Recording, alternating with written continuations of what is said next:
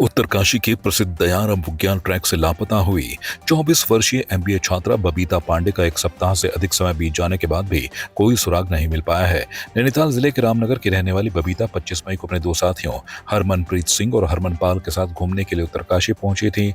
Harsil Lama top और गंगोत्री धाम भ्रमण के बाद तीनों दयारा बुग्याल ट्रैक पर गए थे। बताया जा रहा है कि गोई कैंप में रात करीब 11 बजे बबीता टेंट से बाहर निकलकर मोबाइल पर गाने सुन रही थी। अगली सुबह वह लापता मिली। साथियों ने पहले खुद तलाश की, लेकिन सफलता न मिलने पर पुलिस को सूचना दी गई। बबीता की तलाश के लिए एसडीआरएफ, एनडीआरएफ, आईटीबीपी, सेना, पुलिस, वन विभाग और आपदा प्रबंधन की टीमों ने व्यापक अभियान चलाया। ड्रोन, खोजी कुत्तों, डीप डाइविंग टीम की मदद से जंगलों, खाइयों, गुफाओं और तालाबों की तलाशी ली गई, लेकिन कोई सफलता नहीं मिली। अब एनडीआरएफ, एसडीआरएफ, सेना और आईटीबीपी की टीमें लौट चुकी हैं, जबकि सीओ जनक सिंह पवार के नेतृत्व में पुलिस और वन विभाग की टीम गोई में डेरा डालकर अगले कई दिनों तक खोज अभियान जारी रखेगी। इस बीच परिजनों की तहरीर पर बबीता के दोनों साथियों के खिलाफ अपहरण का मुकदमा भी दर्ज किया गया है। वहीं बबीता के भाई हर्षित पांडे ने सोशल मीडिया पर भावुक अपील करते हुए लोगों से बहन की तलाश में मदद मांगी है। उन्होंने कहा कि परिवार का रो रो कर बुरा हाल है और उनकी मां बबीता की सुरक्षित वापसी की आस लगाए बैठी है। मैं जब तक जिंदा हूं ना, अपनी बहन को ढूंढना नहीं छोड़ूंगा जब तक वो मिल नहीं जाती। एटलीस्ट मुझे उसका कोई एविडेंस मिले, एटलीस्ट मुझे वो जिंदा मिले या किसी भी हालत में मिले, मैं उसको ढूंढ के छोड़ूंगा, चाहे मेरे को अपनी पूरी जिंदगी दांव पे लगानी पड़े। क्योंकि भाई हम सब है तेरे साथ, हम सब ढूंढेंगे। तो हाँ उत्तराखंड के साथियों, मेरी बहन बबीता पांडे आज 72 घंटे से लापता है, उसका कुछ पता नहीं चल पा रहा है। और मैं रामनगर का रहने वाला हूँ। उत्तराखंड से मेरा ये निवेदन है कि मेरी बहन को कैसे भी करके मेरे पास लाओ। मेरी मम्मी रो रो के परेशान, सब जगह देख लिया, मैंने पूरे गांव वालों से पूछ लिया, गांव वालों ने बोला ये लड़की यहाँ पे नहीं है। पूरे सब जगह देख लिया, बस हम पे एक लास्ट ऑप्शन ये पड़ा है। अब देखते हैं दोस्तों क्या होता है।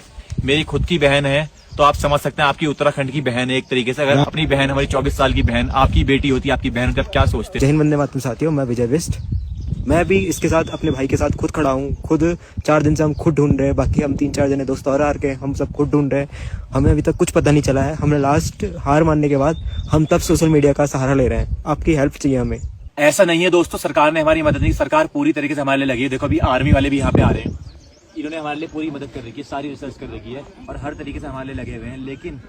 लेकिन सबसे बड़ा रहस्य ये बना हुआ है कि आखिर बबीता पांडे यानी कि मेरी सिस्टर, आपकी उत्तराखंड की बहन, अदृश्य तरीके से गई तो गई कहाँ, वो बिल्कुल भी नहीं मिल पा रही। इसलिए मेरा निवेदन है महोदय पुष्कर सिंह धामी, हमारे सीएम, आपकी उत्तराखंड की बेटी है, इसको ढूंढने की कृपया करें और हम बहुत ज्यादा परेशान हैं। कह रही हूँ कोई मेरी लड़की को ढूंढ के ले आओ कहीं से। क्या करूँ, मैं बहुत परेशान हो गई हूँ। 5-6 दिन हो गए हैं, पता ही नहीं चल रहा उसका कुछ।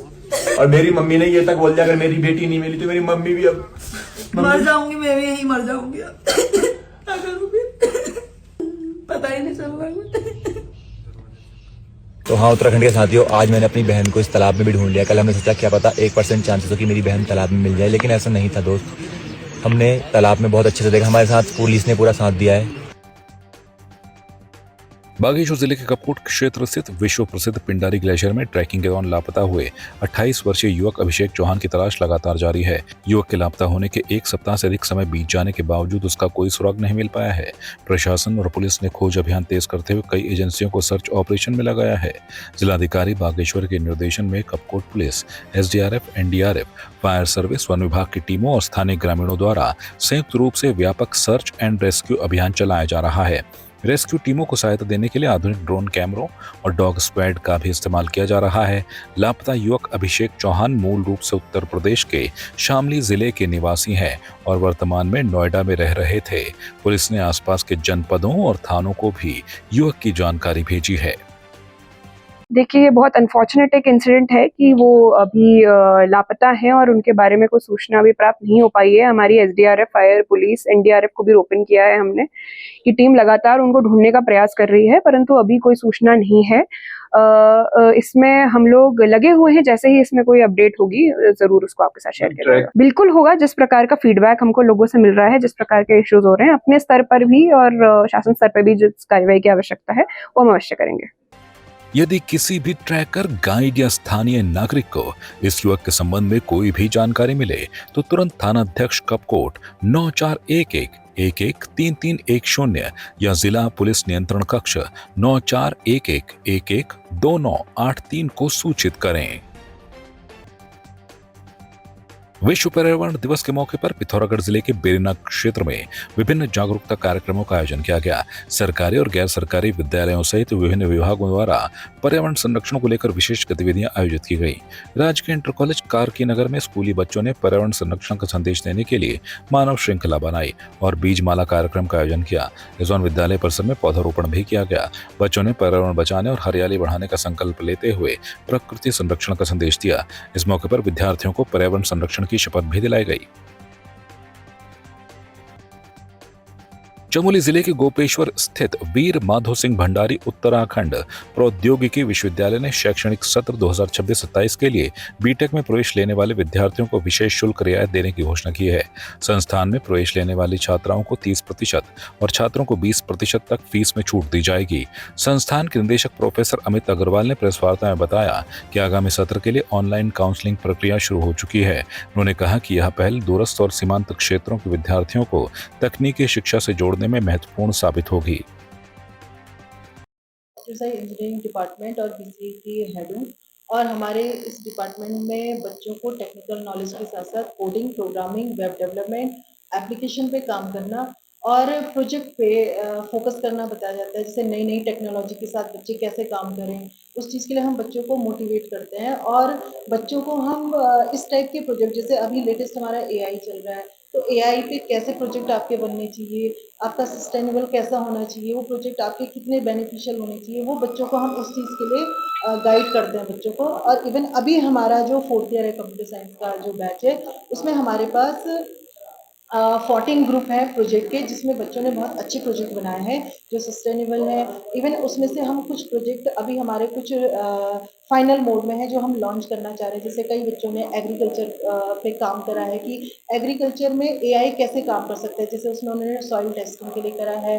बच्चे हमारे कई एआई को लेके ट्रैफिक, जो हमारा ट्रैफिक सिस्टम है उसको सही करने के लिए कर रहे हैं। आज की डेट में आर्टिफिशियल इंटेलिजेंस का बहुत बड़ा जो है एक जो है हमें रूप देखने को मिल रहा है।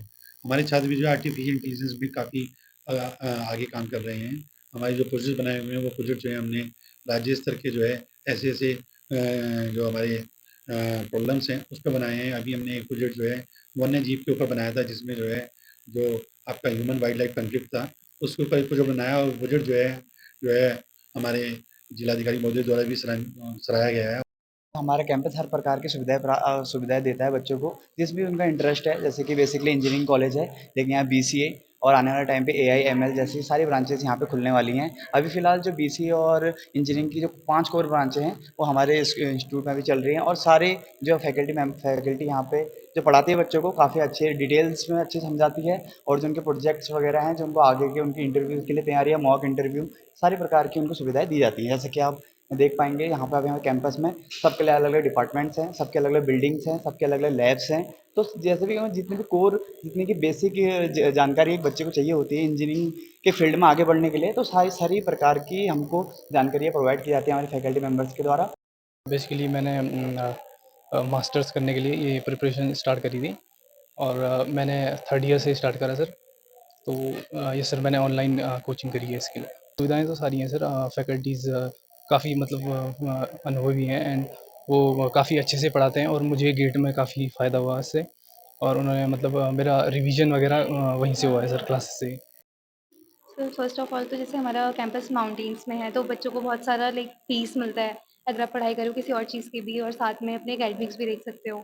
और हमारे जो फीस स्ट्रक्चर है वो भी इस बार बहुत डिक्रीज़ हुआ है, लाइक 26,000 ट्यूशन फीस हो गई गर्ल्स के लिए, तो बहुत अच्छी अपॉर्चुनिटी है गर्ल्स के लिए। और प्लेन्स पे एज़ कम्पेयर यहाँ पे कॉलेज में हमारी फ़ीस कम है तो प्लेन्स पे ज़्यादा होती है, तो उसके लिए बीटेक की फ़ीस अच्छी है हमारे कॉलेज में। और कैंपस भी बहुत अच्छा है, यहाँ पे जो फैसिलिटीज़ प्रोवाइड की गई हैं हमें, लैब्स वगैरह, उनमें भी बहुत सारे इंस्ट्रूमेंट्स हैं जिनका हम यूज़ करके काफ़ी चीज़ें सीख सकते हैं। और हमारे जो डायरेक्टर सर है वो तो मतलब काइंड ऑफ हमारे कैंपस को और इन्हांस कर रहे हैं कि हम स्पोर्ट्स में भी जाएं और हर चीज़ में। आपकी इस पर क्या राय है, हमें कमेंट कर जरूर बताएं। इसके साथ ही आप हमारे YouTube चैनल को सब्सक्राइब कीजिए। आप हमें Facebook, Instagram, Twitter पर फॉलो भी कर सकते हैं और संवाद 365 के साथ एक क्लिक में जुड़ने के लिए डाउनलोड कीजिए संवाद 365 ऐप।